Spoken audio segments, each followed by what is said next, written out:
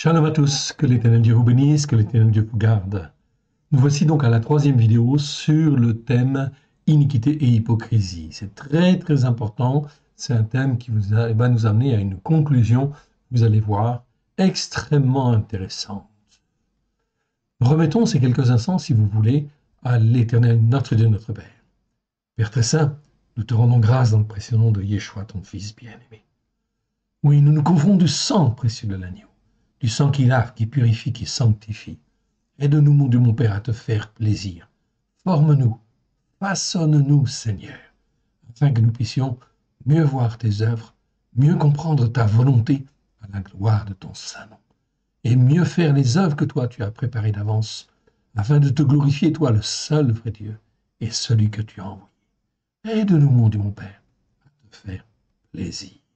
Merci, Seigneur, pour ce thème que tu nous donnes sur l'hypocrisie, sur l'iniquité et l'hypocrisie. Nous te rendons grâce dans le précieux nom de Yeshua, et dans ta main bienfaisante, forme-nous, façonne-nous. C'est toi que nous voulons servir, de tout notre cœur, de toute notre âme, de tout notre esprit, à la gloire de ton Saint. Que ton nom soit béni, honoré-lui toujours et partout. Parle, Seigneur, ton serviteur, ta servante, écoute. Que l'Éternel Dieu vous bénisse, que l'Éternel Dieu vous garde. Shalom à tous. Allons voir donc, en fait, ici, donc ce qui nous concerne, dans, en fait, ici, le thème de l'iniquité et de l'hypocrisie. Vous vous souvenez de ce petit tableau? Très important. Je vous le remontre parce que c'est une très bonne synthèse. Donc, je vous rappelle, colonne, en fin de compte, de droite, c'est en fait l'iniquité. Avec le mot hébreu, en fait, avon, en fait, ici. Ok, je vais vous l'agrandir pour que vous puissiez mieux voir. Et souvenez-vous de ce tableau ici. Vous pourrez en faire une copie si vous voulez, un arrêt sur écran. Quelle que soit la dégradation spirituelle, on est là dans l'iniquité en fait ici, en haut à droite. Et en fait en bas, on arrive dans la veine. La veine, c'est en fait l'injustice. Donc il y a le monde des justes et le monde des injustes. Très important. Donc ce qui est très important pour nous, puisque nous avons été rachetés par le sang de l'agneau, c'est d'être dans le monde des justes, oui bien sûr, et de ne jamais glisser dans le monde de l'injustice. On est bien d'accord là-dessus. Alors ici, nous avons des schémas dans l'Écriture extrêmement clairs, où l'Éternel Dieu sonde les cœurs et les reins des uns et des autres. Et regarde s'ils sont sincères de cœur, s'ils écoutent et s'ils mettent en pratique, ou s'ils perdurent dans la résistance. Et là, effectivement, ils vont tomber dans l'hypocrisie, où ils vont tomber par l'hypocrisie, la duplicité, l'orgueil, le manque de foi, le mauvais raisonnement, les mauvais raisonnements, ou encore l'influence de mauvais esprits. Entre le mot avon à droite et le mot aven en bas à gauche, nous avons en fait 5 variantes de mots d'iniquité, qui en fait ici nous parlent toujours de l'iniquité qui est empreinte d'hypocrisie, de duplicité, d'orgueil, de manque de foi, de mauvais raisonnement ou encore de l'influence des mauvais esprits. Là, il y a 55 mots dans 51 versets qui expliquent la glissade des croyants vers le monde de l'injustice. La dégradation spirituelle commence toujours par l'hypocrisie qui vient s'ajouter aux iniquités tout simplement. C'est donc extrêmement important de bien comprendre ce schéma. Pourquoi? Eh bien pour comprendre ce que l'Éternel Dieu va faire dans les temps qui viennent, bien évidemment, ce qu'il a déjà fait au travers des siècles, mais que personne n'a rien vu, ou pas bien vu, pas bien compris.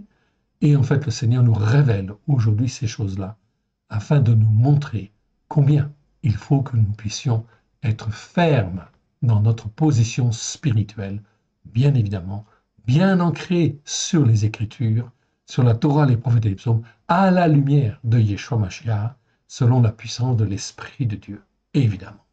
Je vous agrandis en fait ce petit tableau afin que vous puissiez mieux voir. Donc, en haut à gauche, vous avez en fait ici, en haut à droite, pardon, vous avez donc en fait l'iniquité. Avon en fait en hébreu, okay, ça s'écrit comme ça. Aïn, vav, pardon, Aïn, vav, nun, ok. Donc c'est très important, ça existe 230 fois dans 213 versets. Et puis nous avons une correspondance, effectivement dans le grec, c'est le mot anomia. anomia qui existe 15 fois dans 13 versets, pas très bien traduit. Je vous renvoie aux vidéos que nous avons fait sur ces thèmes-là. Okay, donc, ça nous parle d'iniquité, oui, bien sûr. Et l'adjectif, en fait, anomos, qui en fait veut dire en fait être inique ou alors être sans Torah. C'est ça en réalité. C'est-à-dire que l'iniquité, elle commence par le fait que je suis sans loi, sans en fait la Torah de Dieu. Dès que je suis sans la Torah de Dieu, je suis dans l'iniquité. Donc tous ceux qui ne font pas le Shabbat, tous ceux qui ne font pas les fêtes de l'Éternel, sont déjà en fin de compte dans l'iniquité quelque part. Oui, bien sûr, devant Dieu.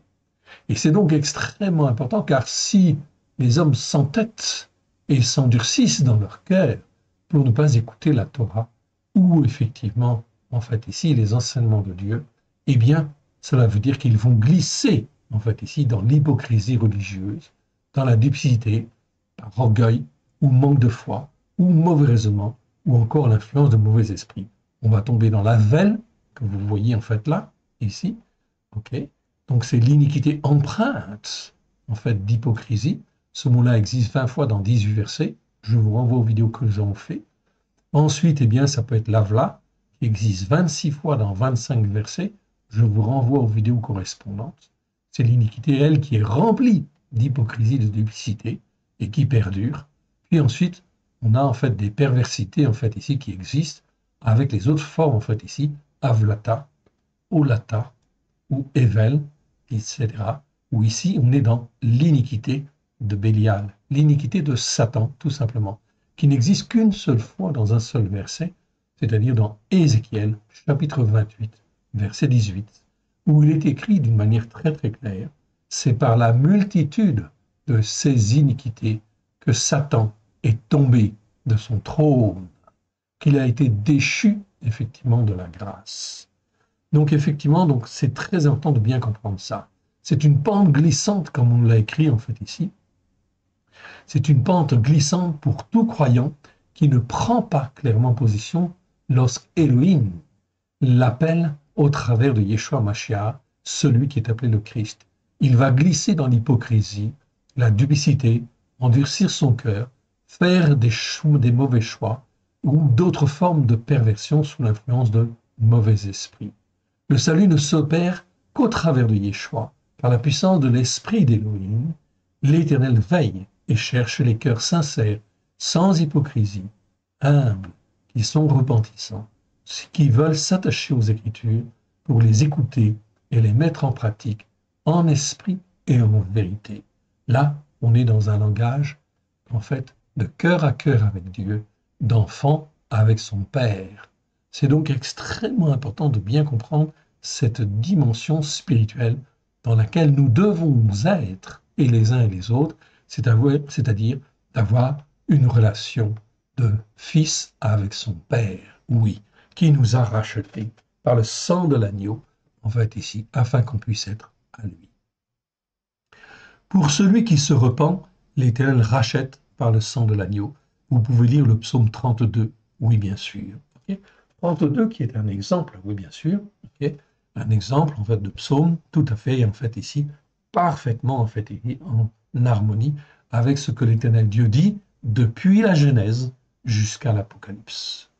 Également en fait ici dans le psaume 36, vous pourrez en fait ici voir par opposition l'attitude en fin de compte du méchant en fait aussi, où il est dit en fait au verset 13 ou 12 dans certaines versions, déjà tombent ceux qui pratiquent l'injustice, la veine, ils sont renversés, ils ne peuvent se relever. Psaume 36. Ce sont des exemples, mais c'est des exemples très, très, très importants. Nous allons donc continuer sur le thème, là on est dans le monde de l'iniquité, oui bien sûr, mais en fait ici, à partir de la deuxième colonne, on tombe dans l'hypocrisie, effectivement, tout simplement. C'est-à-dire, c'est une voie glissante vers l'injustice pour l'homme qui s'y aventure. Donc attention, oui bien sûr, il faut vite revenir si jamais on a fait un pas ou deux dans ce mauvais sens, eh bien il faut revenir et revenir très très vite. Allons voir dans la Brit Hadasha, là où nous étions arrivés, si ma mémoire est bonne, donc à Matthieu chapitre 24, verset 51. Donc ici, nous sommes en fin de compte ici, donc dans le chapitre 24 de Matthieu, et nous sommes au verset 51. Donc là, ce que nous voyons dans ces 27 versets au cours de ce thème-là, qui s'appelle, donc je le rappelle, iniquité et hypocrisie, qu'en pense en fait Yeshua? Eh bien là, nous voyons très clairement ce que pense Yeshua de ceux qui, en fait, sont sur cette pente glissante, qui est en fait de l'iniquité, oui, bien sûr, empreinte ou remplie d'hypocrisie. Dès que l'hypocrisie, en fait, est là, ça devient extrêmement dangereux. Hypocrite, ça veut dire quoi? En réalité, le premier sens du mot hypocrite, c'est jouer une comédie. C'est-à-dire qu'on est en apparence, en fait, bien, mais le cœur n'y est pas. Le cœur, en fin de compte, est loin. Okay? Il n'est pas ouvert à Dieu, il n'écoute pas Dieu, et en fin de compte, il fait les choses pour l'apparence. C'est extrêmement important car cette attitude hypocrite, eh bien, en fin de compte, se révèle et Yeshua la dénonce, en fait, ici, d'une manière extrêmement claire. Voilà pourquoi nous devons apprendre nous-mêmes à discerner l'hypocrisie qui peut exister afin effectivement de ne pas tomber dedans, d'une part, mais aussi de pouvoir aider ceux qui tombent ou qui peuvent se laisser entraîner dans cette hypocrisie, oui, bien sûr, afin de les ramener sur la voie, la bonne voie, en fin de compte spirituelle, vers l'éternel. Voyons ce que Yeshua nous dit donc dans ce chapitre 24 de Matthieu. Okay. Reprenons au début de ce passage. Il sera un petit peu plus important ici, mais c'est très très important dans les temps qui viennent pour nous affermir. Yeshua nous avertit que les choses vont se pervertir, oui bien sûr. Le monde, nous sommes en 2023, et le monde des croyants est perverti par l'hypocrisie, oui bien sûr. On n'est pas sur la Torah, les prophètes et les psaumes, avec grâce et vérité, d'une manière générale. Cela veut dire quoi? En clair, nous sommes dans l'iniquité, oui bien sûr, mais en fait beaucoup, en fait déjà, empreintes d'hypocrisie ou remplies d'hypocrisie. Et c'est cela que Yeshua en fait dénonce. Voilà pourquoi il dit sortez, sortez du milieu d'eux afin de ne pas tomber en fait avec eux. Regardez en fin de compte ce qui est dit à partir du verset 36. Donc je le rappelle, nous sommes dans Matthieu 24, verset 36 pour commencer. Pour ce qui est du jour et de l'heure, personne ne le sait. Là, on parle de l'enlèvement, qui va bientôt venir. Oui, bien sûr. Nous le verrons. Nous sommes la génération qui allons voir, en fait, ici, cet enlèvement. Oui. Qui allons le vivre. Oui, bien sûr. OK. Donc, c'est extrêmement important de bien comprendre, en fait, cela et de se préparer. Alors, comment faut-il se préparer? C'est pas parce que l'enlèvement va arriver que l'on va être enlevé. Non, on est enlevé si, en fin de compte, on est agréable à l'Éternel, comme il le veut lui, etc., parce que nous n'avons rien à faire dans les secousses finales qui vont effectivement, en fait, venir. C'est donc, en fait, ici, bien une préparation. Est-ce que je me suis préparé comme il convient? Voilà, en fait, les bonnes questions. Pour ce qui est du jour et de l'heure, personne ne le sait, ni les anges des cieux, ni le Fils, mais le Père seul. Ok, déjà, première, en fait, ici, en fait, vérité.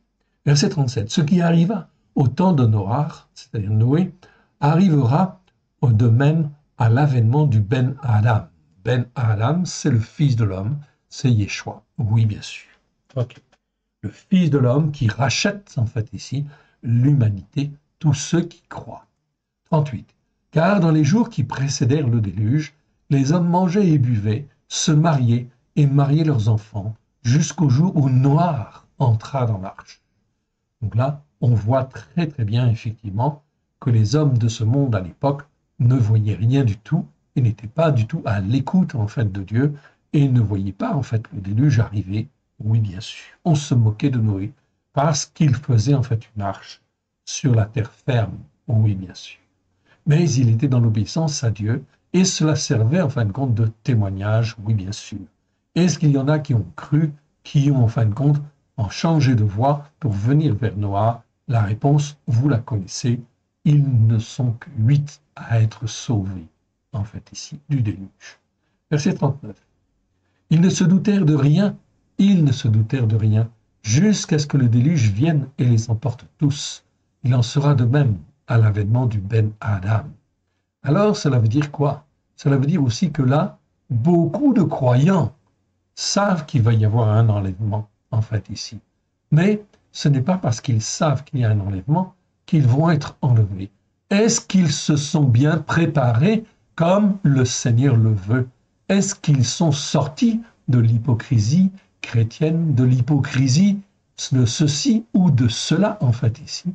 Est-ce qu'ils sont bien sur les racines hébraïques de la foi, comme l'Éternel Dieu le veut, avec grâce et vérité au travers de Yeshua? Verset 40. Alors, de deux hommes qui seront dans un champ, l'un sera pris, l'autre laissé. De deux femmes qui moudront à la meule, l'une sera prise et l'autre laissée. Veillez donc, puisque vous ne savez pas quel jour votre Seigneur viendra. Sachez-le bien, si le maître de la maison savait à quelle veille de la nuit le voleur doit venir, il veillerait et ne laisserait pas percer sa maison. C'est pour cela même que vous aussi, tenez-vous prêts, car le Ben Adam viendra à l'heure où vous n'y penserez pas. Quel est donc l'esclave? Ici, croyant, en fait, ici. C'est pas fidèle, c'est pistos, en fait, en grec. Pistos, c'est un adjectif qui existe 67 fois dans 62 versets, ok, qui peut, en fait, vouloir dire fidèle, on est d'accord, ok. Mais ça nous parle, en fin de compte, de croyants. Ici, on parle des croyants en réalité. Donc, quel est l'esclave croyant? En fait, ici, c'est comme ça qu'il faut effectivement le traduire. Donc, pistos, c'est beaucoup mieux. Donc, ici, le croyant, en fait, ici, l'esclave croyant, ou le serviteur, si vous voulez, si vous préférez. Mais le mot, c'est bien doulos en grec, et ça veut bien dire esclave. Car nous sommes esclaves. Nous devons nous rendre, en fait, esclaves de Dieu, oui, bien sûr. C'est-à-dire rentrer pleinement dans l'obéissance et la soumission. Un esclave, c'est quelqu'un, en fin de compte, qui obéit et qui se soumet pleinement, évidemment. Voilà pourquoi le Seigneur ici parle d'esclave, ici croyant. Croyant et avisé. Avisé, c'est phronimos. Ok. Phronimos, c'est un mot qui existe 14 fois dans 14 versets.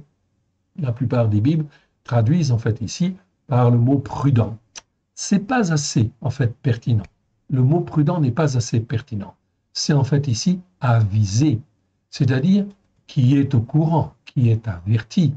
Quel est donc l'esclave croyant et avisé que son Seigneur a établi sur ces gens pour leur donner la nourriture au temps convenable? C'est ce que nous essayons de faire, oui bien sûr, afin d'avertir les uns et les autres, oui bien sûr, que les temps vont devenir extrêmement mauvais, oui bien sûr, et qu'il convient effectivement de se fortifier sur les racines hébraïques de la foi avec grâce et vérité afin de pouvoir tenir ferme dans les temps qui viennent. C'est extrêmement important, etc., et fondamental. Verset 46. Heureux cet esclave que son Seigneur, ok, comment dire, que son Seigneur a établi sur ces gens pour leur donner la nourriture au temps convenable. Très important. Verset 46. Heureux cet esclave dont son Seigneur à son arrivée trouvera, ok, faisant ainsi, c'est-à-dire, en fait, ici, avertissant les uns et les autres que l'enlèvement, en fait, est pour bientôt, mais que ce n'est pas, en fait, ici, parce que l'enlèvement vient bientôt, que je ne dois rien faire ou que je ne dois pas me poser les bonnes questions. Est-ce que je suis dans la vérité? Est-ce que j'écoute et je sers comme l'Éternel Dieu le veut? Autrement dit, est-ce que je suis vraiment un esclave de Dieu? C'est-à-dire quelqu'un qui est entièrement soumis, entièrement obéissant et qui, en fait, marche dans la foi, qui a appris à marcher selon la justice par la foi. Nous avons fait une vidéo sur ce mot tzedaka. Je vous renvoie à ces vidéos où nous avons fait en fait toute une série de vidéos sur la justice par la foi, marcher dans la justice par la foi et selon un jugement juste. Nous n'avons pas encore fait les vidéos sur le jugement juste, mais ça va bientôt venir.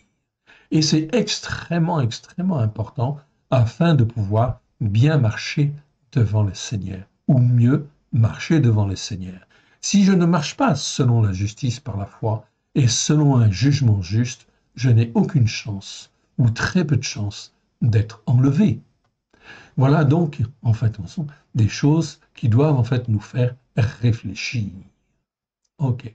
Verset 46. Heureux cet esclave que son maître à son arrivée trouvera faisant ainsi. Et l'Éternel nous interpelle aujourd'hui et nous appelle justement à nous former, à nous façonner, afin que nous puissions être les témoins que lui veut dans les temps qui viennent. Car il y aura de très très grandes paniques et les gens ne sauront pas à quel saint se vouer. Verset 47. Amen. Je vous dis, il l'établira sur tous ses biens. Donc le maître est là, il regarde les uns et les autres, il regarde ce que nous faisons, comment en fin de compte nous écoutons et comment nous mettons en pratique. Verset 48. Mais si c'est un méchant esclave, esclave c'est toujours le mot doulos en fait ici, ok. Je vous le rappelle, si vous voulez que je vous le montre, bien je vous le montre, voici en fait le mot doulos,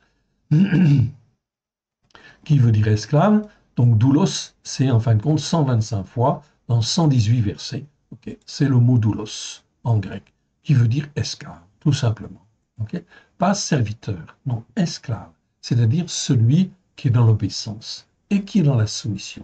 C'est très très important, cette notion-là, d'obéissance et de soumission à la parole de Dieu, bien évidemment. Donc je fais les fêtes de l'Éternel parce que l'Éternel Dieu me le demande, mais je les fais de tout mon cœur, pas par hypocrisie, comme les pharisiens, mais je le fais parce que je veux rentrer dans la dimension, en fait ici, prophétique de ces fêtes. Mais si c'est un méchant esclave, ici méchant c'est le mot kakos. Je vous le montre. C'est donc un adjectif qui veut dire mauvais ou méchant, tout simplement. C'est-à-dire qui n'écoute pas ou ne fait pas la volonté de son maître, ou qui ne se soumet pas. Cet adjectif veut dire méchant ou mauvais. Il y a un autre adjectif en grec qui est poneros, on le verra tout à l'heure, on l'a déjà vu, mais poneros, c'est méchant ou mauvais sous l'influence de mauvais esprits, sous l'influence du malin. Poneros, c'est toujours sous l'influence du malin. Kakos, c'est toujours en fin de compte le charnel qui joue, c'est-à-dire c'est l'homme lui-même. C'est en fin de compte la méchanceté qui est dans le cœur de l'homme. En fait ici, ce qu'il y a de mauvais dans le cœur de l'homme et qui ne veut pas obéir et se soumettre en fait à Dieu. Ça, c'est en fait l'adjectif kakos en fait en grec. Poneros, c'est en fait mauvais sous l'influence du malin. Ok, je vous le montrerai tout à l'heure. En fait, on le verra également. Donc, mais si c'est un méchant esclave qui dit en lui-même, mon Seigneur tarde à venir, et je fais en fait un peu ce que je veux, comme je veux, s'il se met à battre ses compagnons de service, s'il mange et boit avec les ivrognes, le Seigneur de cet esclave viendra le jour où il ne s'y attend pas, et à l'heure qu'il ne connaît pas, il le mettra en pièces et lui donnera sa part avec les hypocrites. Donc là, on est bien avec les hypocrites. C'est là qu'il y aura des pleurs et des grincements de dents. Mon frère, ma sœur, si nous sommes rachetés par le sang de l'agneau, c'est parce que nous sommes appelés. Et nous sommes appelés à servir l'Éternel. Et les uns et les autres à la dimension que l'Éternel Dieu a prévue pour chacun de nous. C'est donc extrêmement important de ne pas aller boire avec les ivrognes, c'est-à-dire de ne pas se laisser entraîner par de quelques enseignements erronés qui, en fait, ici, nous satisfont pour le moment, mais qui, en réalité, ne produisent pas du fruit pour Dieu. Si nous sommes rachetés par le sang de l'agneau, mon frère, ma sœur, c'est parce que l'Éternel Dieu veut se servir de nous afin de pouvoir témoigner sur la terre et d'en sauver, en fait, d'autres aussi, des frères et des sœurs. Nous avons donc une mission sur la terre. Si nous sommes vivants, si vous m'écoutez aujourd'hui, si vous m'entendez, le Seigneur vous a choisi et il vous a fait sortir des ténèbres afin effectivement de vous former, de vous façonner, afin que vous puissiez être ses témoins dans les temps qui viennent. Le monde va mal, le monde va très très mal et effectivement, en fait ici, ça va être extrêmement grave. Les gens seront perdus. Voilà pourquoi le Seigneur cherche des âmes sincères, des âmes qui veulent s'attacher à lui afin d'être ses témoins dans les temps qui viennent. Donc ici, on voit au verset 51 que celui qui n'a pas servi comme l'Éternel Dieu le veut, eh bien le Seigneur Yeshua le mettra en pièces. Il le mettra en pièces, lui donnera sa part avec les hypocrites, c'est-à-dire ceux qui jouent en fait une comédie religieuse et qui ne sont pas sincères en fait avec Dieu. Les mots que nous regardons, c'est en fait essentiellement tous les versets où il y a le mot hypocrisie, 7 versets, dans 7 fois dans 7 versets. Puis nous avons en fait l'adjectif hypocrites. Hypocrisie, ça veut dire jouer une comédie religieuse. C'est-à-dire, je ne joue pas la comédie religieuse que Dieu veut, mais en fait ici, je joue une comédie religieuse qui en fait n'est pas celle de Dieu. Donc je ne fais pas la volonté de Dieu, etc. Là, je suis dans l'hypocrisie, carrément. En fait, l'adjectif, c'est hypocrisie. Hypocrite, pardon. Hypocrite, c'est un adjectif qui existe 20 fois dans 20 versets. Donc le mot hypocrisie, 7 fois dans 7 versets, plus en fait l'adjectif hypocrite, 20 fois dans 20 versets, ça veut dire 27, nous étudions 27 versets.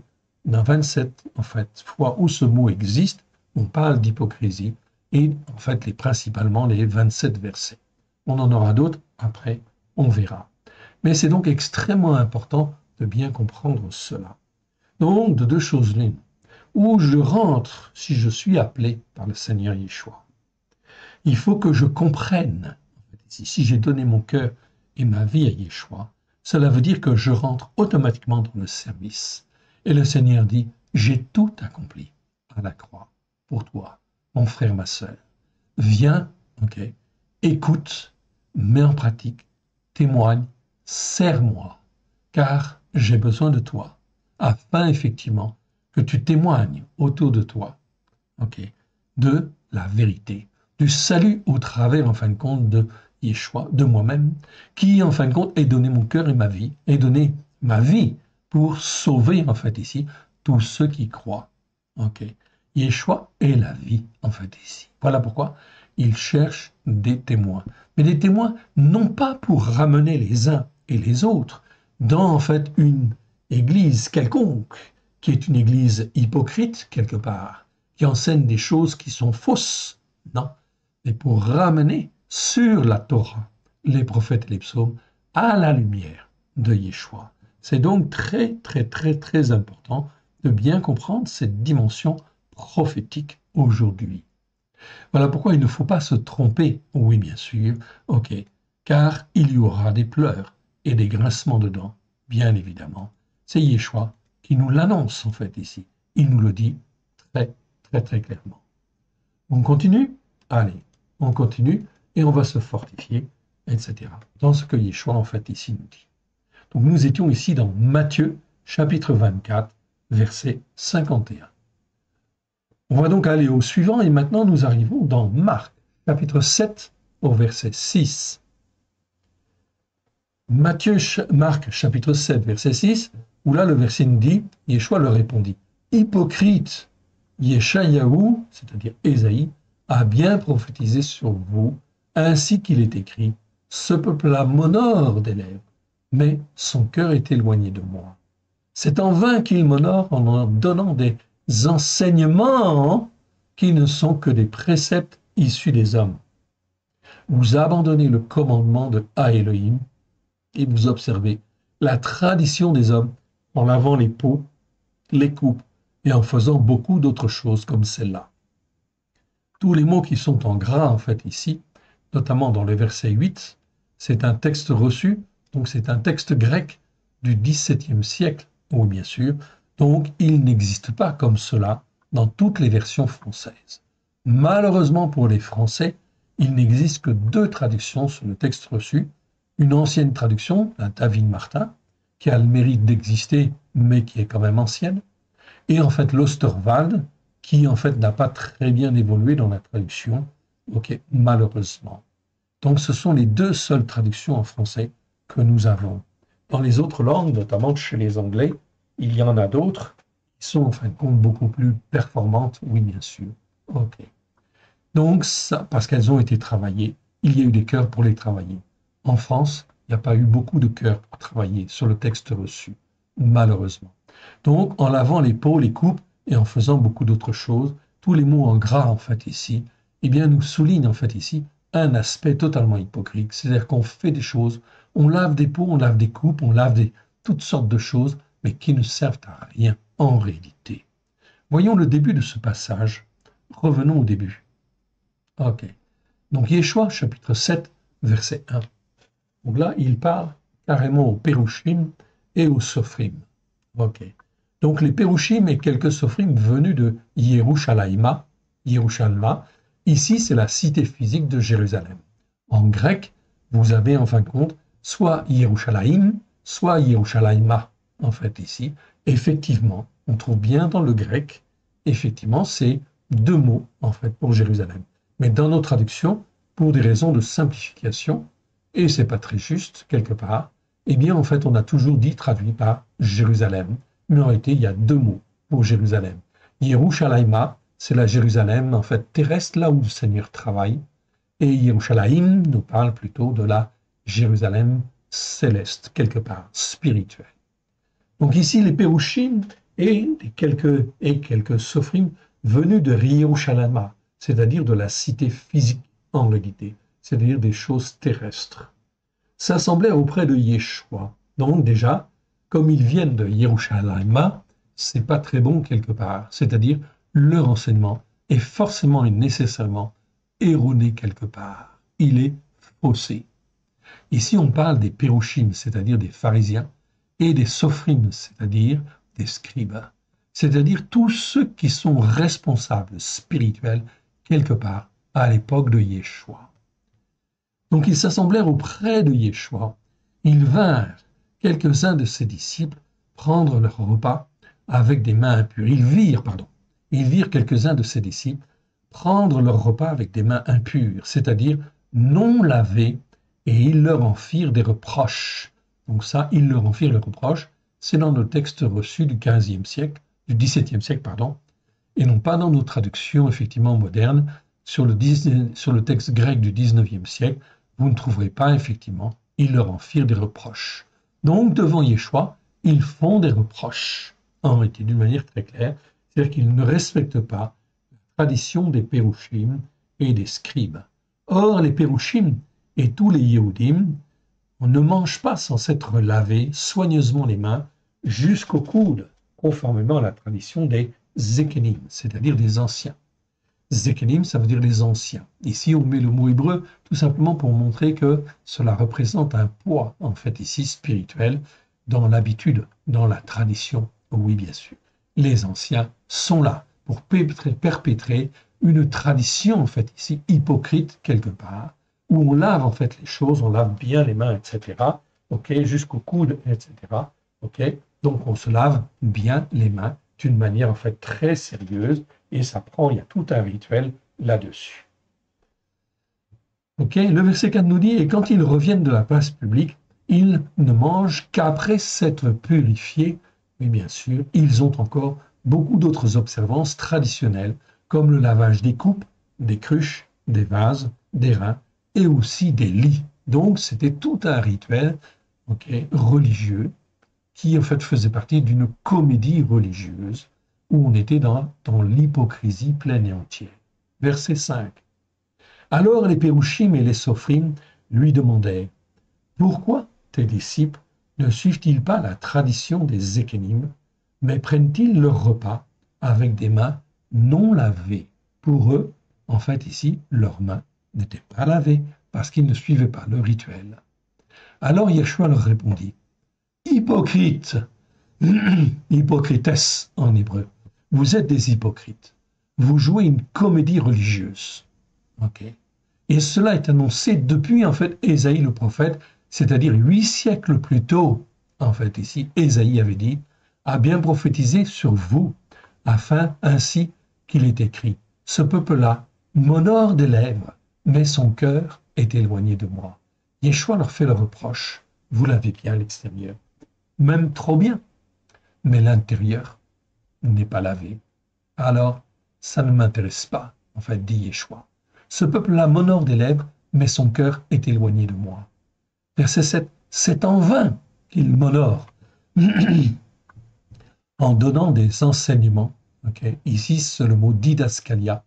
Donc, en fait, on dit plutôt, en fin de compte, ici, enseignement, okay, plutôt qu'en fait préceptes. Non, ce ne sont pas des préceptes, ce sont des enseignements, en fait, ici, qui ne sont que des préceptes, en fait, ici, et non pas commandements. Donc, on a changé, en fait, ici, les mots dans la traduction, ce qui n'est pas bon du tout, en fait, ici, issus des hommes, qui ne sont que des préceptes, c'est-à-dire des commandements d'hommes, si on peut dire. Mais c'est mieux d'utiliser préceptes, parce que les commandements, quand on parle de commandements, c'est mieux, en fin de compte, de parler de ce qui vient de Dieu. Ça, c'est des commandements. Okay. Ici, on parle, en fin de compte, ici, non pas de commandements, mais on parle d'enseignement et de préceptes. Alors, en fait, ici, si je reprends les mots, en fait, ici, tout simplement, eh bien, enseignement, okay, ici, c'est le mot, en fin de compte, didaskalia, qui existe, en fait, 21 fois dans 21 versets. Donc, on ne dit même pas doctrine, en fait, ici. Didaskalia, c'est plutôt enseignement.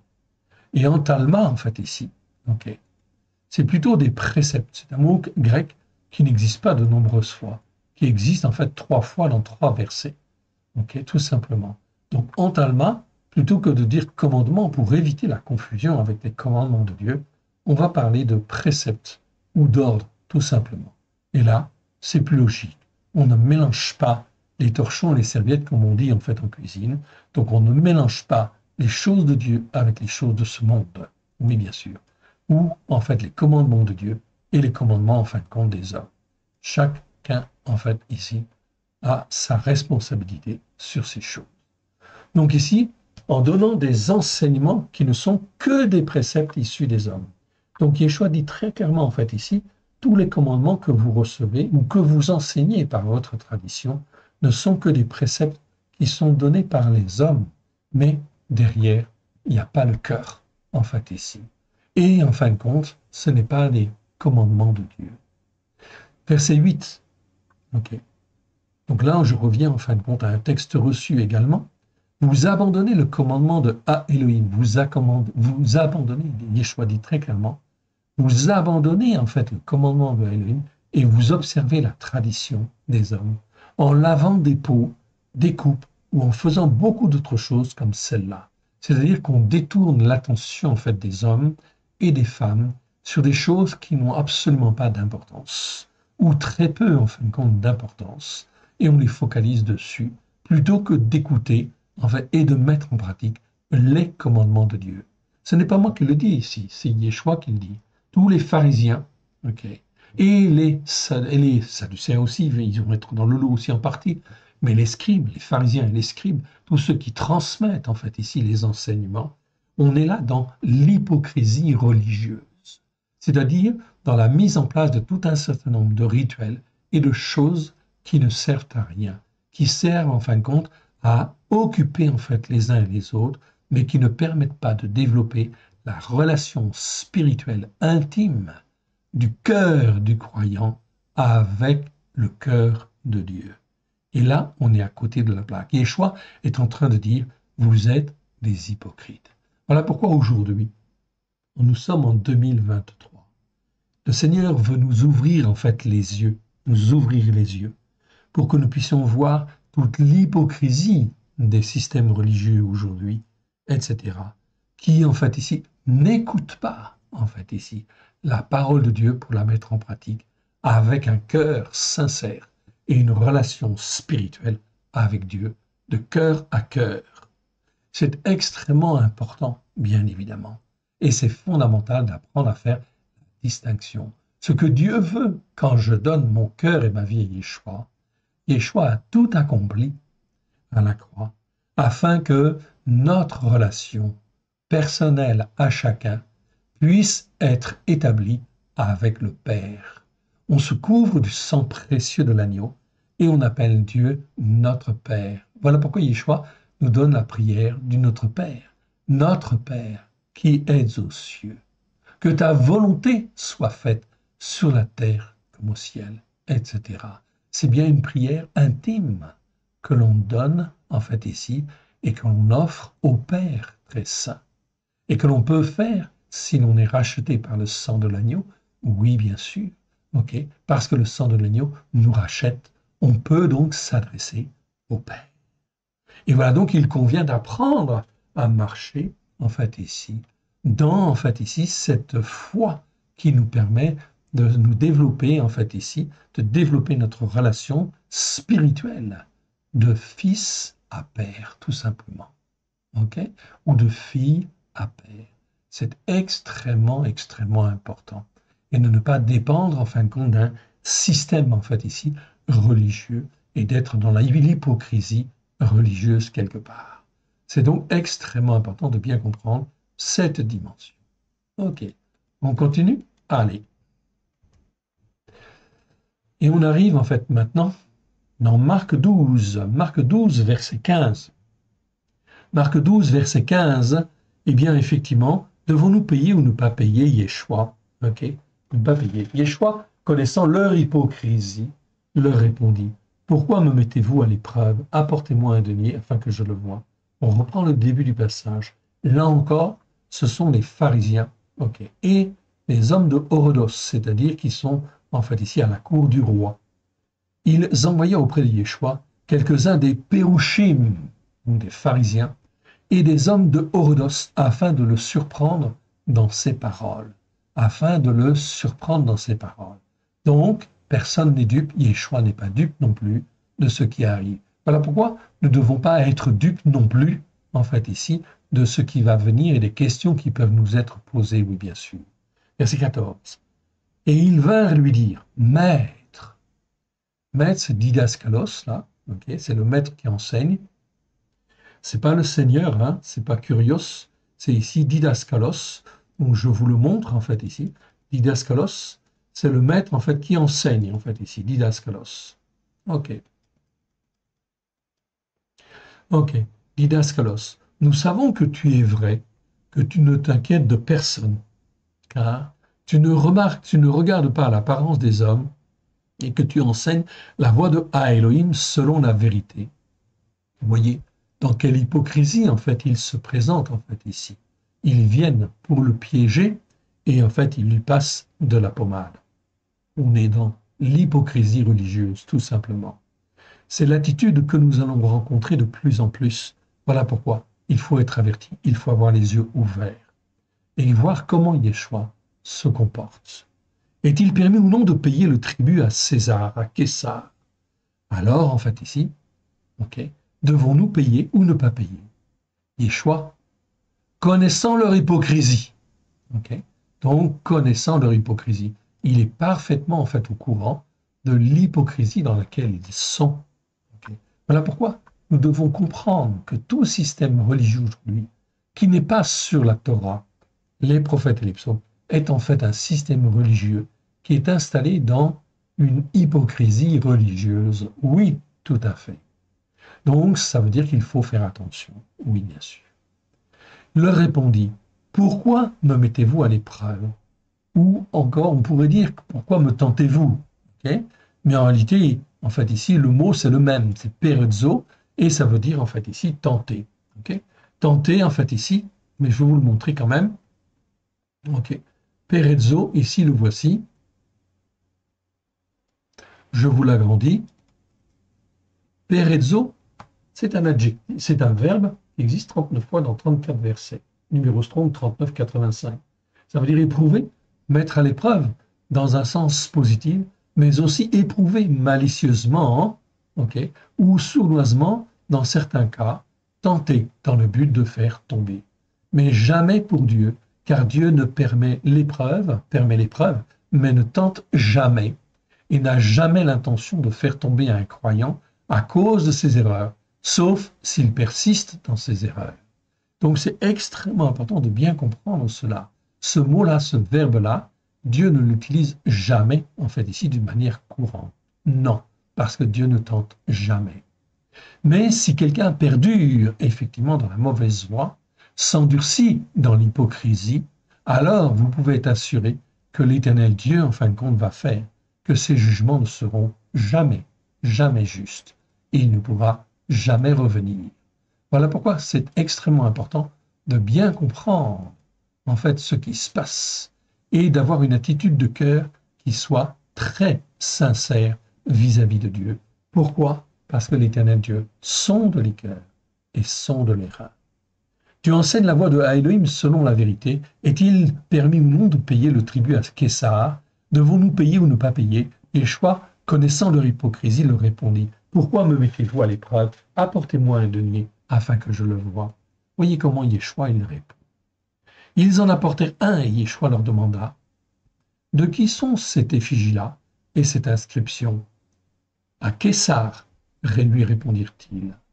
Alors il leur dit: rendez à Késar ce qui est à Késar, à César ce qui est à César, et à Elohim ce qui est à Elohim. Ainsi furent-ils stupéfaits à son égard. Comment se fait-il, mon frère, ma sœur, que Yeshua répond-il aussi gentiment quelque part? En réalité, il répond avec sagesse, il répond avec prudence, il répond avec l'Esprit de Dieu, oui bien sûr. Tout simplement dans le but de quoi? Eh bien, l'Éternel Dieu veut sauver. Or, parmi ces scribes, parmi ces pharisiens, parmi ces hommes de Hodos, peut-être y en a-t-il qui se sont laissés entraîner et que sa réponse, en fait ici, sera suffisante pour interpeller les uns et les autres afin qu'ils puissent venir au salut de Yeshua. C'est donc extrêmement important, ça c'est une belle leçon en fait que nous apprenons là. C'est d'apprendre à répondre dans une situation, en fait, ici, délicate. Eh bien, je ne peux répondre dans une situation délicate que si, en fin de compte, l'Esprit de Dieu me guide et me forme. Si j'apprends l'obéissance et la soumission, si je veux de tout mon cœur être attaché à Dieu et rester, en fait, attaché à Dieu, vous pouvez être assuré. Vous pouvez être assuré que l'Esprit de Dieu va vous guider, en fin de compte, afin de glorifier le Père, afin de glorifier le Fils, car l'Éternel Dieu ne veut qu'une seule chose, c'est sauver et les uns et les autres. Même ceux qui se sont en fait laissés entraîner dans l'hypocrisie religieuse, peut-être y en a-t-il qui vont revenir. Et on a vu effectivement dans les Écritures les pharisiens revenir vers Yeshua, oui bien sûr, qui ne suivaient plus en fin de compte ici la tradition des anciens, mais qui avaient un cœur capable de comprendre. Et ça, il n'y a que l'Esprit de Dieu qui peut sonder les cœurs des uns et des autres. Voilà pourquoi il faut apprendre à marcher avec Yeshua. Il faut apprendre à marcher comme Yeshua. Et il faut apprendre à marcher avec l'Esprit de Dieu, avec l'Éternel, notre Dieu, notre Père, afin de faire sa volonté, là où il le veut et comme il le veut. L'Éternel Dieu, par principe, veut toujours sauver. Mais il nous avertit qu'il y a des milieux hypocrites, et il nous montre en fait Yeshua, qui se trouve être dans des milieux totalement hypocrites, et qu'on vient en fin de compte ici autour de lui pour effectivement le faire tomber. Mais est-ce qu'il a peur? Non. Il est serein. Il est en fin de compte pleinement en fait ici attaché à l'Éternel Dieu. Et l'Éternel Dieu le guide. Il a une totale confiance en fait dans le Père. Oui, bien sûr. Et c'est ce que nous devons apprendre. Notre foi, elle doit être tirée vers le haut afin d'avoir une totale confiance en l'Éternel, notre Dieu, afin de faire sa volonté là où il le veut et comme il le veut, quelles que soient les circonstances. C'était donc très important de bien comprendre ce contexte-là. Allons voir en fait le suivant, si vous le voulez bien. Ok. Et apprenons en fait encore. Ok. Donc nous sommes dans Matthieu 12 ici. Ok. Très bien. On va au suivant. Ensuite, on est dans Luc chapitre 6. Luc chapitre 6, verset 42. Ok. Ou comment peux-tu dire à ton frère, frère, laisse-moi ôter la paille qui est dans ton œil, toi qui ne vois pas la poutre qui est dans le tien. Hypocrite, ôte premièrement la poutre de ton œil, et alors tu verras comment ôter la paille qui est dans l'œil de ton frère. Aïe, aïe, aïe, aïe. Eh bien, en fait, ici, on va reprendre au début de ce passage. Okay. Et le début de ce passage, c'est en fait ici, okay, Luc chapitre 6, verset 17. Examinons ce qui nous est dit en fait ici. Ok. 37, Luc 6, 37. Ne jugez point et vous ne serez point jugés. Donc c'est effectivement, on trouve ces versets-là. Mon frère, ma sœur, pourquoi en fait y a-t-il cette recommandation? Parce que si tu juges selon les jugements justes de Dieu, il n'y a pas de problème. Tu peux juger. Ça, c'est irrémédiable, c'est bon. Mais est-ce qu'aujourd'hui, dans l'état de ta foi, est-ce que tu es capable de juger selon les jugements justes de Dieu? Non. Les enseignements que nous allons faire sur le jugement juste, pratiquer le jugement juste, nous allons les faire bientôt. Ok.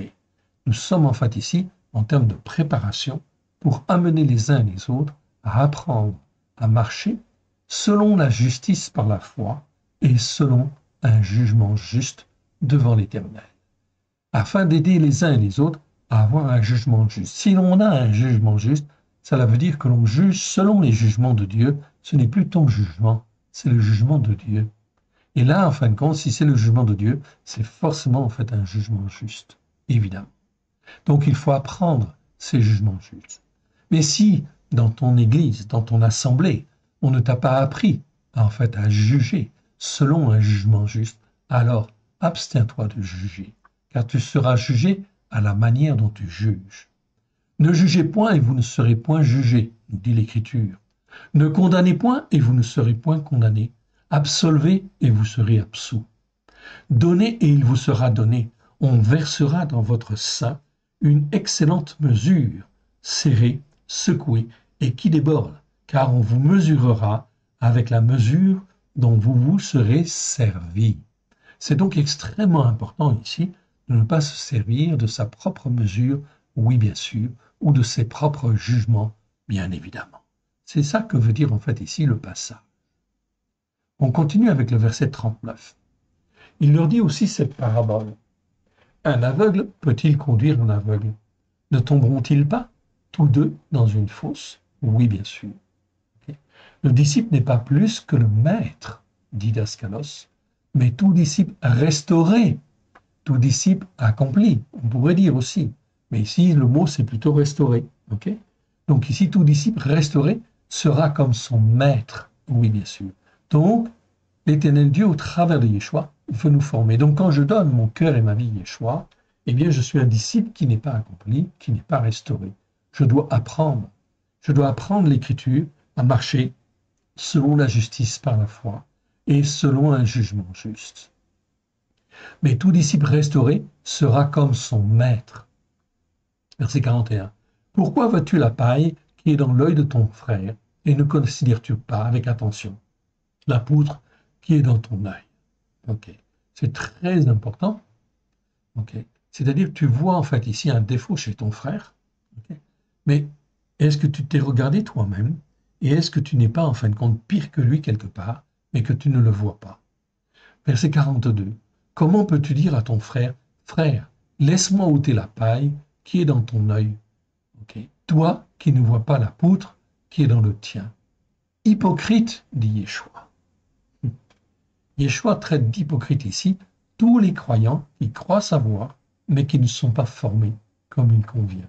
Ôte premièrement la poutre de ton œil, et alors tu verras comment ôter la paille qui est dans l'œil de ton frère.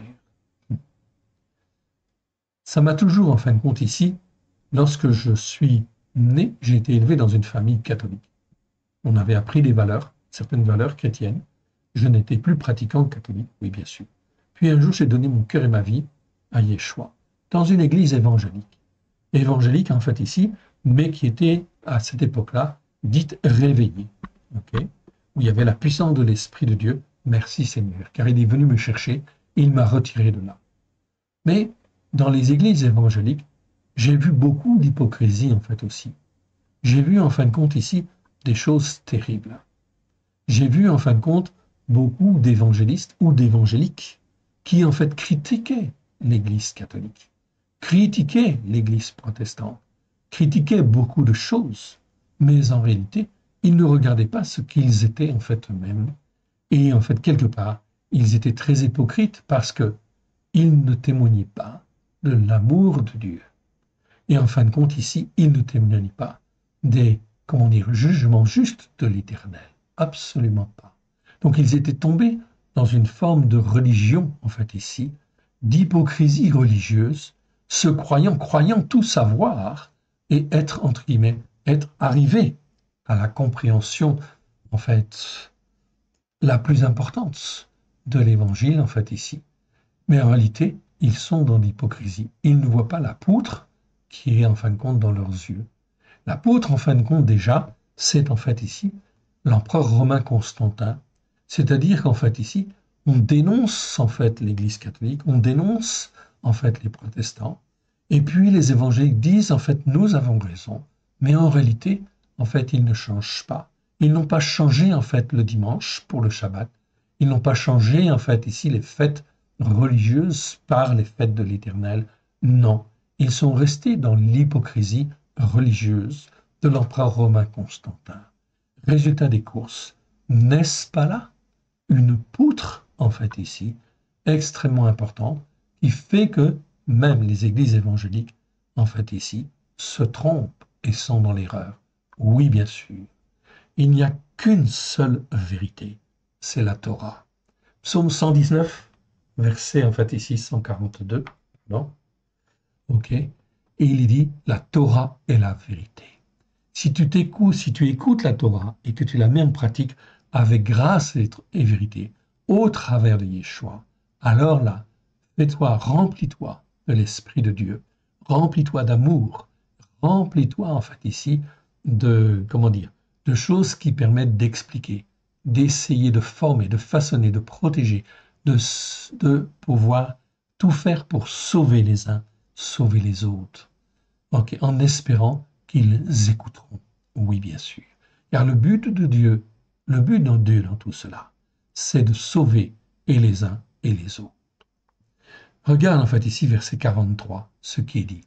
Ce n'est pas un excellent arbre qui porte du mauvais fruit. Ici, c'est kalos. Okay. Un bon arbre, c'est en fait ici, c'est agathos. Ici, le mot, c'est kalos, en fait, en grec. Ça veut même dire bon au sens de excellent, en fait, ici. Ok. Ce n'est pas un excellent arbre. Un excellent arbre ne porte pas de mauvais fruits. Non. Ni un mauvais arbre ne porte pas, ok, qui porte de l'excellent fruit. C'est impossible. Sur un mauvais arbre, tu ne trouveras pas, en fin de compte, en fait, ici, sur, en fait, un excellent fruit. Bien sûr. Car chaque arbre se reconnaît à son fruit. On ne cueille pas des figues sur des épines, c'est donc très clair. Les épines n'ont jamais donné de figues. Et l'on ne vendange pas des raisins sur des ronces. Les ronces n'ont jamais donné de raisins. Donc on reconnaît effectivement, en fait, l'arbre a en fait ses fruits, ok, ou ce qu'il a. De la même chose, l'homme bon, en fait, ici. Là, on a le mot agathos. Je vous le montre. Agathos. Ok. Agathos, ok, c'est un mot qui existe en fait ici 101 fois dans 90 versets. Ça veut dire en fait ici bon. Agathos, c'est toujours bon. Ok. Donc kalos, en fait ici, eh ben ça veut pas dire en fait ici. Je voulais montrer les deux. Ok. Donc, agathos, ça veut dire bon. Kalos, kalos ici, ok. Ben, ça veut plutôt dire en fait ici excellent, en fait ici, un excellent fruit. Ok. Donc c'est deux mots grecs qui sont différents. Pourtant, ils sont souvent traduits pareil. C'est ça, en fin de compte, l'erreur des traductions, en fait ici, c'est qu'on n'est pas assez attentif, en fait ici, aux traductions, à la manière dont on traduit. Résultat des courses, le peuple, eh bien, c'est lui qui en pâtit. Pourquoi? Parce qu'il est mal formé, en fait ici. Alors, en fait ici, il faut corriger, en fait ici, ces erreurs et il faut les enseigner aux uns et aux autres, ok, à tous ceux qui veulent écouter. Verset 45. L'homme bon tire de bonnes choses du bon trésor de son cœur, et le méchant, sous l'influence du malin, tire des mauvaises choses de son mauvais trésor, sous l'influence du malin, car c'est de l'abondance du cœur que la bouche s'exprime. Tout à l'heure, je vous ai montré le mot kakos, qui voulait dire mauvais ou méchant. Ici, je vous montre un autre mot, en fait ici, ok, on l'a déjà rencontré, c'est le mot poneros, petit c, je vous le montre. Ok, petit c, c'est le mot poneros. Ok. Poneros, vous en avez la définition en fait ici. Ok. Poneros en grec, donc ça s'écrit comme ça, poneros. C'est un adjectif qui existe 76 fois dans 70 versets. Ok. Numéro Strong 4190. Alexandre 1850, Chassan 1882, Bailly 1901. Ce sont les meilleurs dictionnaires en fait que vous pouvez trouver sur le marché encore aujourd'hui. Tous les dictionnaires modernes grecs, en fait ici qui traduisent en français, sont erronés en ce sens qu'ils sont déformés.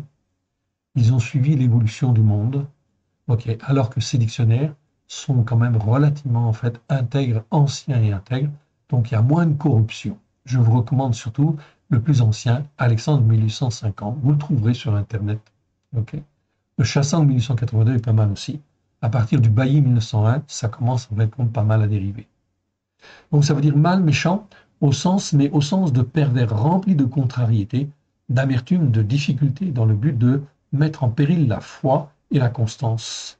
Alexandre 1850 rajoute un sens précis pour la Bible, sous l'influence, sous la puissance du malin, okay, ou venant du malin. Okay. C'est donc très très très important.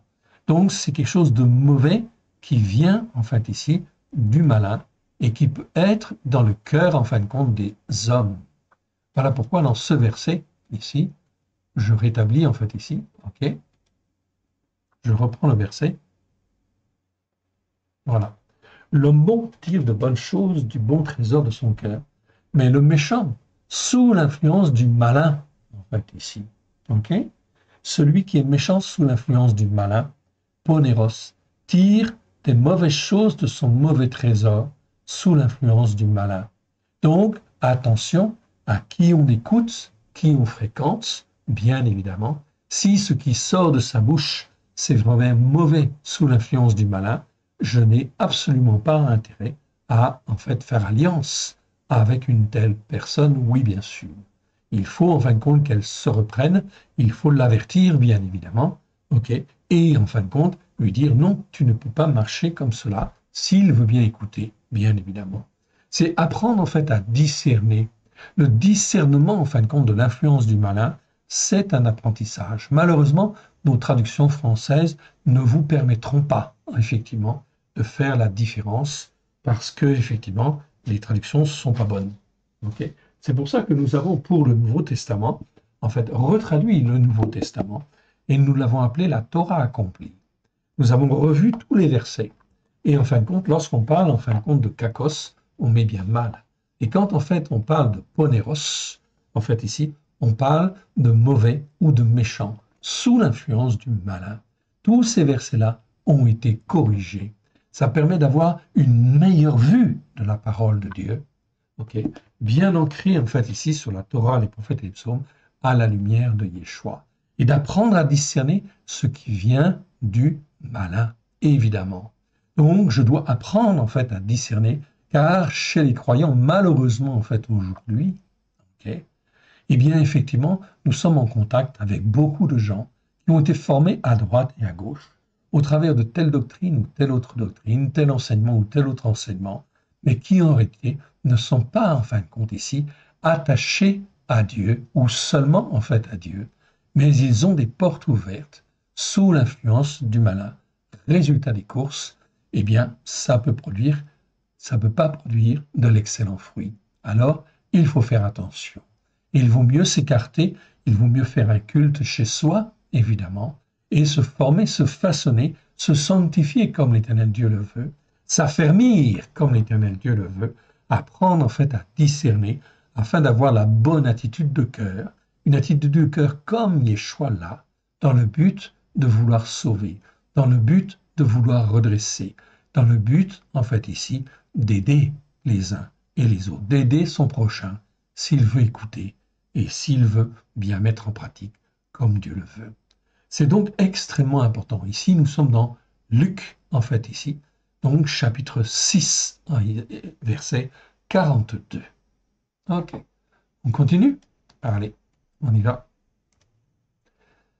Et on arrive en fait maintenant dans Luc 11. 11, verset en fait ici 44. 11, verset 44, et on va reprendre à partir en fin de compte du début, 37. Le verset 44 nous dit Malheur à vous, Sophrim et Pérouchim, hypocrites. Donc, c'est pas moi qui parle, c'est Yeshua. Yeshua, il dit, malheur à vous, que la malédiction soit sur vous.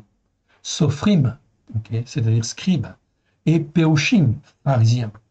Hypocrite, dit Yeshua, c'est-à-dire vous enseignez des choses qui sont fausses, vous jouez une comédie religieuse, parce que vous êtes comme les sépulcres qu'on ne voit pas, okay, et sur lesquels les hommes marchent sans le savoir.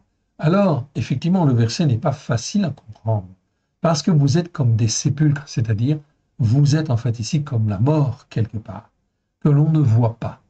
Et en fait ici, vous faites marcher les hommes, en fait ici, dans ces voies-là, sans le savoir en réalité. Donc, on est là dans l'hypocrisie pleine et entière des pharisiens et des scribes.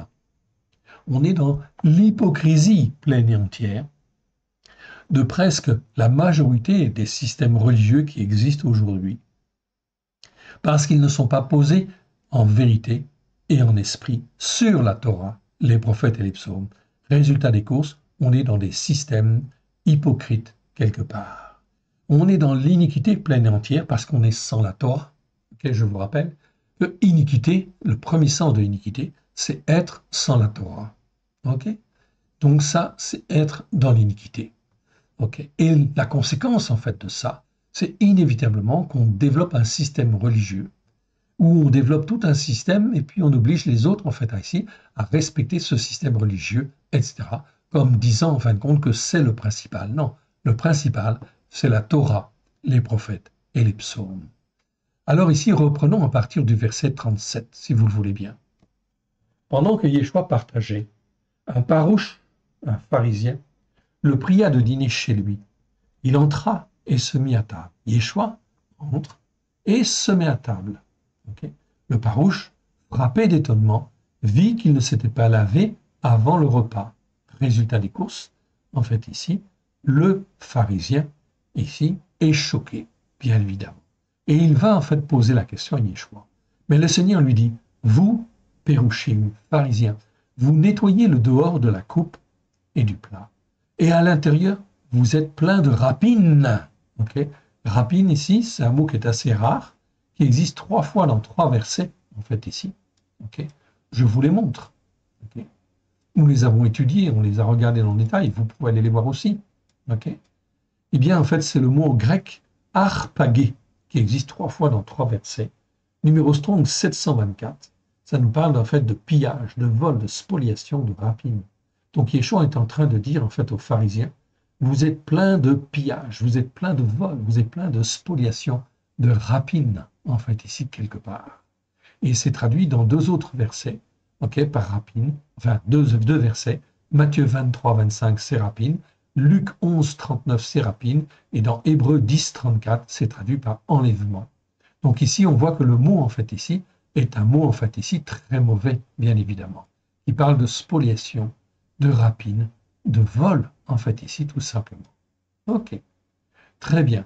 Donc Yeshua dit très clairement, vous êtes à l'intérieur, vous êtes des croyants, mais en réalité, vous êtes des hypocrites. Ok, vous êtes des hypocrites, vous nettoyez en fait l'extérieur, mais à l'intérieur, vous êtes plein de rapines, en fait, ici, de vol, de spoliation, etc. Et il va rajouter, et en fin de compte, de perversité, ici, de méchanceté sous l'influence du malin. Ici, quel est ce mot, en fait, ici? Ah, on va les voir. Petit d, eh bien, on va le découvrir. En fait, petit d. Eh bien, petit d, c'est poneria. Tout à l'heure, on avait vu le mot, en fait, poneros. Poneros, c'est l'adjectif. Ok? Un instant, je corrige, en fait, ici, la police de caractère, car elle change tout le temps. Ok? Donc, poneria. Donc, poneros, c'est l'adjectif. Être sous l'influence du malin. Méchant sous l'influence du malin. Ici, poneria, c'est le nom. Et le nom, il existe 7 fois dans 7 versets. Ok? Et effectivement, ça nous parle de méchanceté, de perversité, de scélératesse, nous dit le dictionnaire Alexandre 1850. Chassang 1880 nous dit méchanceté, perversité. Okay? Ainsi qu'Alexandre le suggère en analysant l'adjectif poneros, qui est traduit par le malin, dans notamment, en fin de compte, Matthieu chapitre 7, 6, verset 13. Okay? délivre-nous du malin, en fait ici, c'est poneros. Il s'agit là de méchanceté sous l'influence du malin dans nos cœurs non encore immodés ou nos âmes non réglées ou non formatées, okay, et qui est dans la perversité. Donc là, on parle bien de poneria, en fait ici. Donc, en fait ici, de méchanceté sous l'influence du malin. Voilà pourquoi Yeshua dit ici, d'une manière très très claire, à ces pharisiens ici, okay, vous êtes dans le cœur, vous nettoyez l'extérieur, okay, mais à l'intérieur, dans le cœur, vous êtes plein de rapine et vous êtes plein de méchanceté sous l'influence du malin. Yeshua dit la vérité. Et en fait, il n'a pas peur, en fait, ici. Pourquoi? Parce qu'il parle au nom du Père, oui, bien sûr. Il est là pour dire la vérité. Voilà ce que le Seigneur veut que nous fassions, mon frère, ma sœur. C'est-à-dire que nous soyons fortifiés, en fait, à l'intérieur, dans nos cœurs, pour discerner l'hypocrisie, en fait, ici, religieuse, pour discerner l'influence, en fait, ici, du malin, okay, chez les uns et chez les autres, et en fait tout ce qui peut être rapide. Verset 40, Yeshua dit, insensé. Insensé, en fait, ici, c'est celui qui n'a aucune faculté de perception ou de jugement, en fait, ici. Donc, ils sont aveuglés. Oui, ils sont dans l'hypocrisie, comme ils sont dans l'hypocrisie, parce que, en fait, ils sont aveuglés. Oui, bien sûr. Parce que le Seigneur les a aveuglés. Pourquoi? Parce qu'ils n'écoutent pas d'une manière sincère. Ils ne veulent pas s'attacher, en fait, à l'Éternel Dieu. Alors, l'Éternel Dieu les frappe d'aveuglement. Et comme il les frappe d'aveuglement, résultat des courses, leur âme s'enfonce dans l'hypocrisie et est en train, en fait, d'être sur la pente glissante que je vous ai montrée tout à l'heure, de passer de la veine de l'iniquité en haut à droite vers la veine en bas à gauche. Ils sont en train de glisser petit à petit, en fait, ici, vers, en fait, ici, l'injustice. Résultat des courses, Yeshua, ici, dit très clairement ce qui se passe, afin que les uns et les autres puissent, s'il est possible, se repentir et revenir et changer de voie. Verset 40. Insensé qui a fait le dehors, n'a-t-il pas fait aussi le dedans? Okay. Autrement dit, Dieu, l'Éternel Dieu, a fait en fait l'intérieur et l'extérieur. Verset 41. Donnez plutôt en aumône ce que vous avez, et voici, toutes choses seront pures pour vous. Donc Yeshua leur donne une voie, en fait, ici possible de salut. Donnez tout ce que vous avez, abandonnez tout ce que vous avez. Mais malheur à vous, Pérouchim, parce que vous payez la dîme, okay, de la menthe, okay, de la rue, okay, de toutes les herbes, et vous négligez le jugement juste. Ah, eh bien voilà. Je vous parle en fait ici de jugement juste, très très important. C'est le mot crisis en fait en grec qui existe, qui nous parle en fait justement de jugement juste. C'est un mot qui existe 48 fois, dans 46 versets.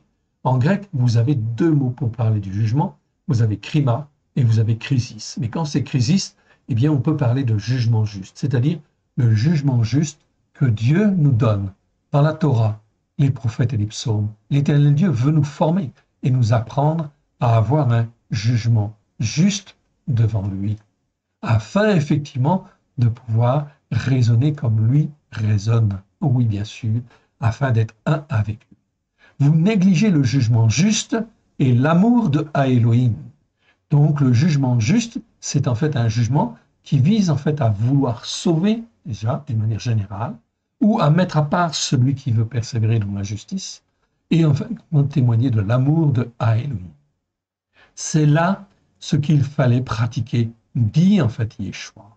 Ce sont ces justes, en fait, ici, ces choses justes, ce jugement juste qu'il fallait pratiquer, bien évidemment, et l'amour de Elohim, sans omettre les autres choses, c'est-à-dire en payant toujours, bien évidemment, la dîme de la menthe, de la rue, de toutes les herbes, et vous négligez tout ce que vous recevez, oui, bien sûr. Malheur à vous, Pérouchim, c'est-à-dire pharisiens, parce que vous aimez les premiers sièges dans les synagogues et les salutations dans les places publiques. Donc ils aiment se faire voir. On est dans l'hypocrisie religieuse.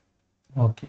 Verset 44. Malheur à vous, Sophrim et Pérouchim, hypocrites. Et voilà le verset qui nous concernait ici, Luc chapitre 11, verset 44. Malheur, c'est-à-dire que la malédiction vienne sur vous, sophrim et pérouchim, hypocrites, c'est-à-dire tous ceux qui sont dans la comédie religieuse, l'hypocrisie religieuse, parce que vous êtes comme les sépulcres que l'on ne voit pas et sur lesquels les hommes marchent sans le savoir. C'est-à-dire, vous enseignez la mort, tout simplement. Okay. Donc, c'est très important. On continue et on va terminer ce passage-là. Un de ceux qui étaient censés connaître la Torah, c'est traduit, en fait, c'est le mot nomikos. Nomikos, c'est traduit, en fait, ici par docteur de la loi. Ok. Dedans, vous avez le mot nomos. C'est ceux qui connaissent, en fait, ici, qui connaissent les enseignements de la Torah. Donc, en réalité, c'est mieux de dire un de ceux qui étaient censés connaître la Torah, et non pas un docteur de la loi, en fait, ici. On pourrait dire docteur de la loi, mais ça ne fait pas référence à la Torah. Donc ici, ça, c'est un problème. Donc, il faut que ça fasse référence à la Torah. Okay. Donc, nomikos, en fait, ici. Nomikos, ça existe que 9 fois dans 9 versets. Donc, un de ceux qui étaient censés connaître la Torah prit la parole et dit, Maître, en parlant de la sorte, c'est aussi nous que tu outrages. Et Yeshua répondit, Malheur à vous aussi, Yeshua ne se démonte pas, que la malédiction vienne sur vous, dit Yeshua, qui êtes censés connaître la Torah. Parce que vous chargez en fait ici les hommes de fardeaux difficiles à porter et que vous ne touchez pas vous-même de l'un de vos doigts. Malheur à vous parce que vous bâtissez les tombeaux des prophètes et que vos pères ont tués. Vous rendez donc témoignage aux œuvres de vos pères et vous les approuvez, car eux, ils ont tué les prophètes et vous, vous bâtissez leurs tombeaux. Donc on est en fait ici carrément dans l'hypocrisie religieuse, en fait ici, qui amène la mort, en fait, ici. Voilà pourquoi Yeshua les reprend. Aujourd'hui, c'est la même chose. Nous sommes en 2023. Il n'y a qu'une seule vérité, c'est la Torah. Voilà pourquoi il faut l'écouter, la mettre en pratique avec grâce et vérité, avec un cœur sincère, le plus sincère possible. Même si je ne sais pas tout, c'est pas grave. Il faut que j'avance étape par étape, semaine après semaine, mois après mois, et j'avance. Verset 49.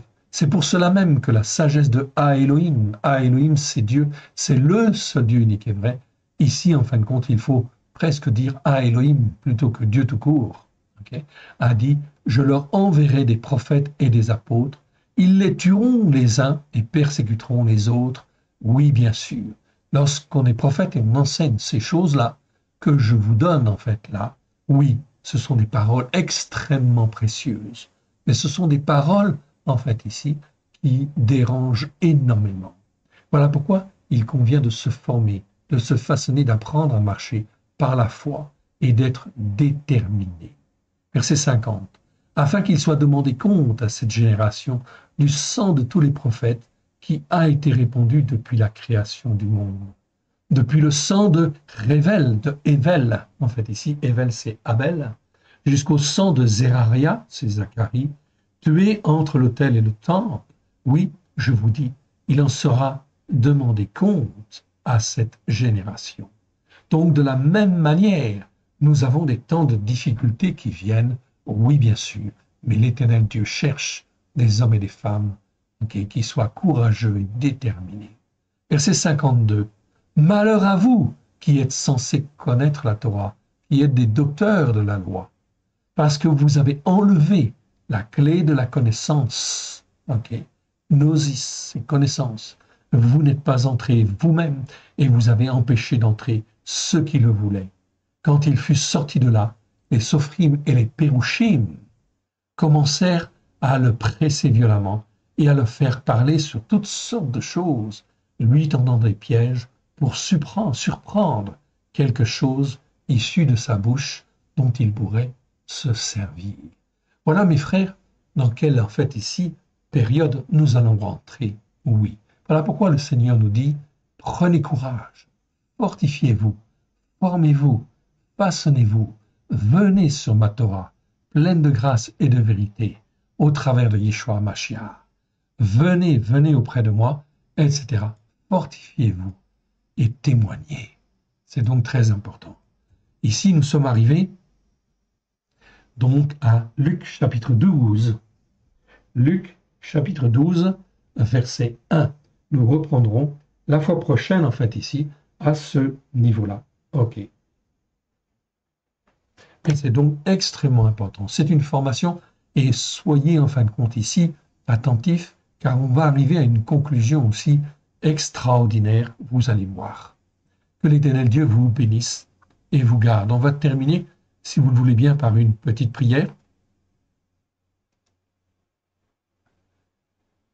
Père très saint, je te rends grâce dans le précieux nom de Yeshua, ton Fils bien-aimé. Merci pour ta parole que tu nous donnes.